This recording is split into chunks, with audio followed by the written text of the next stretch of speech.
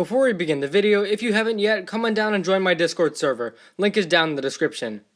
The story of The Mandalorian continues in Chapter 12, The Siege. Mando goes back to Navarro to aid his old friends, while also uncovering a sinister plot. I'm Daily Rollord, and this is my review of Chapter 12.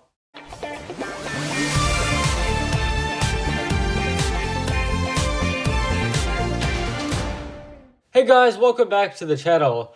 So this episode features the return of Cara Dune and Greef Karga, both of whom were pretty good, and I like seeing what they were up to after season 1. Also, the blue guy from the first episode is back, and he's pretty funny as a comic relief character in this episode.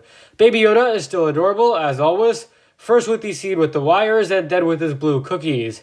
And it's really no secret why he's so beloved. And don't forget about Jean's guy, who is the real MVP of this episode.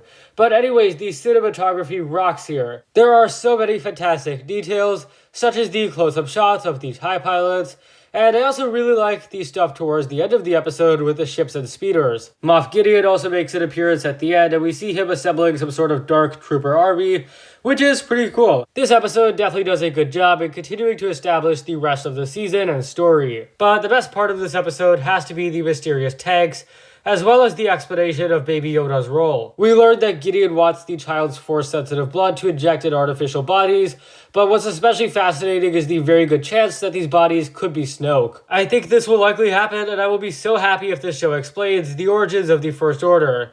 And this would really fix the Rise of Skywalker and some other big issues the sequels had. And it seems to me this story probably will explain that. And it's also implied at the end of this episode with the Rebellion pilot, and with the Imperial officers line about a new era. Even if it doesn't explain Snoke, the idea of Gideon trying to make Force-sensitive warriors is fantastic.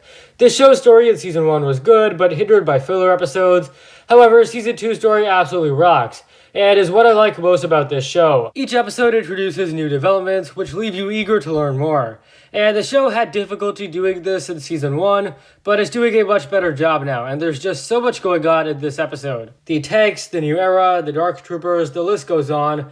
And honestly, not too much wrong with this episode. I do feel like the whole infiltrated base or ship storyline might be getting a bit stale.